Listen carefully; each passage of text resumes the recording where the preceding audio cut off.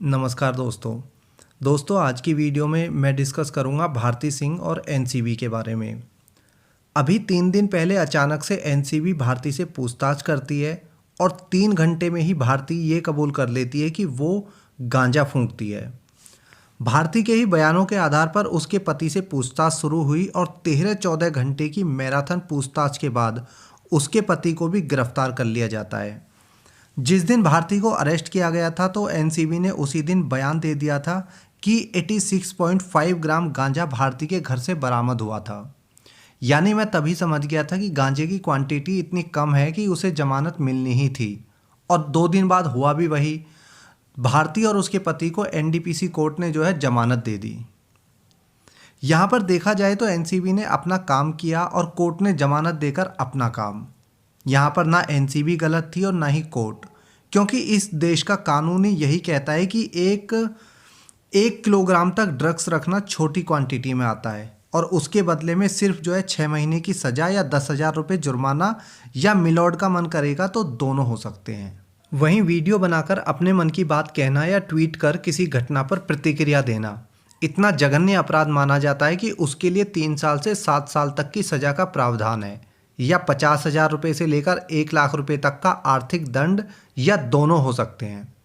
यानी किसी इंसान का मन किसी घटना या दुर्घटना पर अपनी प्रतिक्रिया देने का हो तो वो ज़्यादा मुश्किल काम है बजाय किसी ड्रग डीलर से ड्रग खरीद कर कंज्यूम करने के। देश के कानून का सीधा और स्पष्ट कहना है कि आप ड्रग कंज्यूम करेंगे तो हम आपको 2 दिन में या अगले दिन ही जमानत दे देंगे, लेकिन अगर कोई प्रतिक्रियात्मक वीडियो बनाई या ट्वीट किया तो आपको 1-1 महीने तक जेल में सड़ना पड़ेगा। ड्रग कंज्यूम करेंगे तो अरेस्ट बाद में करेगा, पहले आपके साथ 2-4 सेल्फी ली जाएगी, थाने में ले जाकर चाय कॉफ़ी पिलाई जाएगी और उसके बाद आपको इस तरह से अरेस्ट किया जाएगा कि आपको ये महसूस ना हो कि आप गिरफ्तार हुए हैं। और जमानत देने को तो इस देश का कानून बैठा ही है, वो तो ऑलरेडी तैयार है आपको जमानत देने के लिए कि आप पूरी तरह से जेल की काल कोठरी में घुसेंगे नहीं कि आपको पीछे से बेल मिल जाएगी। वहीं अगर आपने कोई वीडियो बनाई, आपने किसी के खिलाफ कोई ट्वीट किया तो आपको आतंकवादियों की तरह गिरफ्तार किया जाएगा, मुंह पर काला कपड़ा ढककर हाथ पीछे बांधकर आतंकवादियों जैसे महसूस कराया जाएगा। वहीं जब ये कानून और कानून के रखवाले किसी आतंकवादी को अरेस्ट करते हैं तो उसे जेल में बिरयानी खिलाते हैं। यह है इस देश का कानून और उसके रखवाले। काफ़ी लोगों को ये पता होगा कि गांजा, हैश और भांग ये तीनों एक ही पौधे से निकलते हैं, लेकिन भांग खाना पीना बेचना खरीदना सारे के सारे लीगल हैं, लेकिन हैश और गांजा इल्लीगल है। अगर गांजा इल्लीगल है तो भांग लीगल कैसे है, और भांग लीगल है तो गांजा और हैश इल्लीगल कैसे हैं।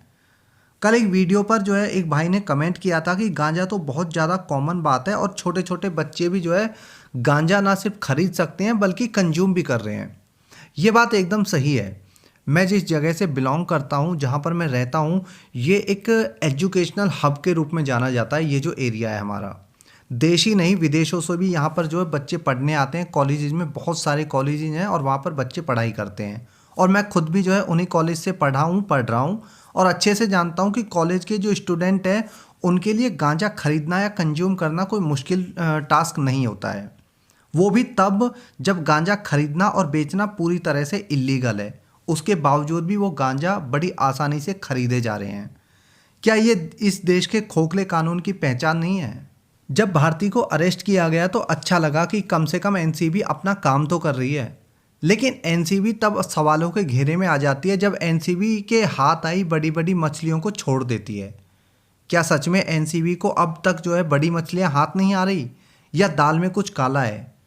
एनसीबी जब पहले काम कर रही थी तो ए लिस्टर स्टार्स की गिरेबान तक पहुंच गई थी, लेकिन अचानक से पता नहीं कौन सा ब्रेक लगा कि जब रामपाल जैसे बड़े अभिनेताओं से पूछताछ तो होती है लेकिन गिरफ्तारी नहीं होती। भारती से 3 घंटे ही पूछताछ होती है और उसे तुरंत अरेस्ट कर लिया जाता है क्योंकि वो एक छोटी मछली थी। अभी महीने भर पहले 3 ए लिस्टर एक्ट्रेस की चैट वायरल हुई थी ड्रग्स लेने के सिलसिले में, तो उनसे भी सिर्फ पूछताछ हुई, गिरफ्तारी नहीं। उन मैडम्स के फ़ोन एनसीबी ने फॉरेंसिक जांच के लिए भी भेजे थे, उनका भी अब तक कोई अता पता नहीं है और कोई परिणाम अब तक नहीं आया है कि उनके फ़ोन्स की क्या रिपोर्ट है। सोचने वाली बात है कि क्या चर्सीवुड में छोटे छोटे स्टार्स ही जो है ड्रग कंज्यूम करते हैं, जो अब तक एनसीबी के एक भी बड़ा मगरमच्छ हाथ नहीं लगा है। 4 महीने से ज़्यादा की जांच में ना कोई बड़ा स्टार हत्थे चढ़ा है, ना बड़ा ड्रग पेडलर हत्थे चढ़ा है, ना बड़ा बड़ा ड्रग डीलर हत्थे चढ़ा है। सिर्फ छोटे छोटे एक्टर्स जो है वो पकड़े जा रहे हैं, छोटे छोटे पेडलर पकड़े जा रहे हैं। क्या चर्सीवुड के सारे बड़े एक्टर्स एक्ट्रेसेस जो हैं वो सारे दूध के धुले हैं? एनसीबी पर हमला हुआ है, इससे एक बात तो साफ है कि एनसीबी जो काम कर रही है वो सही दिशा में काम कर रही है। लेकिन एनसीबी के अरेस्ट हुए लोगों की लिस्ट देखकर जो है साफ साफ पता चलता है कि एनसीबी बड़े मगरमच्छों तक या तो पहुंचना नहीं चाह रही है या उसे पहुंचने से रोका जा रहा है। ये भी हो सकता है कि एनसीबी को जानबूझकर छोटी छोटी मछलियों में अटकाया जा रहा हो ताकि बड़ी मछलियां जो है सेफ रहें। लेकिन अब समय आ गया है जब टीवी कलाकारों से ऊपर उठकर कुछ बड़ा हाथ लगे। कल पेंगुइन पार्टी के एक नेता ने जो है बयान दिया कि एनसीबी जानबूझकर बड़े बड़े ड्रग पेडलर और ड्रग डीलर को बचा रही है और इंडस्ट्री के कलाकारों को बलि का बकरा बना रही है। मुझे उस नेता की आधी बात जो है ठीक लगी और आधी गलत। दरअसल एजेंसी जिस तरह से गिरफ्तारी कर रही है उससे ऐसा लगता है कि बड़े बड़े ड्रग पेडलर के साथ में बड़े बड़े एक्टर्स और एक्ट्रेसेस को जो है बचाया जा रहा है और छोटे छोटे टीवी एक्टर्स को जो है बलि का बकरा बनाया जा रहा है। सभी एजेंसीज का काम जो है करने का अपना तरीका होता है, उनके अपने कायदे कानून होते हैं, कोई किसी को बता के काम नहीं करता, लेकिन उसका रिजल्ट जो है समय के साथ सामने आता ही है। जिस तरह एनसीबी शुरू में जो है सो कॉल्ड सुपरस्टार तक पहुंच गई थी और उनका रिजल्ट जो है वो क्लियर दिख रहा था, अब वैसा कुछ भी नहीं दिखाई दे रहा है। वैसे भारती और उसके पति के अरेस्ट होने पर चर्सीवुड का दोगलापन एक बार फिर से सामने आया है। जब बड़ी बड़ी एक्ट्रेसेस से एनसीबी ने पूछताछ की थी, बड़े बड़े स्टार्स का नाम आया था, तब किसी भी कलाकार ने उसकी ना तो बुराई की, ना आलोचना की, ना उनके बारे में कोई बयान दिया। उल्टा कुछ बेवकूफ़ लोगों ने तो उन्हें जो है फेवर किया। लेकिन जब भारती और उसके पति को जो है अरेस्ट किया तो राजू श्रीवास्तव, जॉनी लीवर, सुनील पाल जैसे जो बड़े कॉमेडियन हैं वो निकल कर सामने आए और भारती पर अटैक करने लगे। ये सही है कि कोई कलाकार कुछ गलत कर रहा है तो उसकी आलोचना होनी भी चाहिए, उसकी बुराई होनी भी चाहिए। लेकिन जब बड़े कलाकार भी वही जुर्म कर रहे हैं तो तब भी वो हिम्मत रखो आलोचना करने की, सरपंच बनने की। वरना जिस तरह बड़े कलाकारों के समय मुंह में दही जमाए बैठे थे वैसे ही अब बैठे रहो।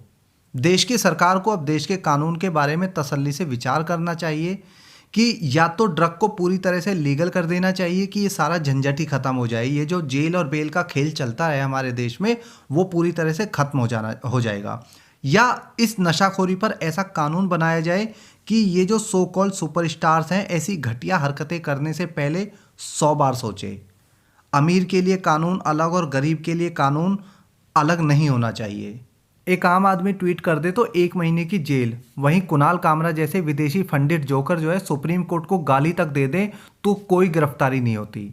उस जोकर पर केस तो चलेगा लेकिन उसकी गिरफ्तारी होगी या नहीं ये आप भी खुद देख लेना। ये नया भारत है और आज अंग्रेजों के ज़माने के कानून की नहीं बल्कि आज के समय के हिसाब से कानूनों की ज़रूरत है, खासकर नशाखोरी जैसी बीमारियों के खिलाफ। इस वीडियो में इतना ही।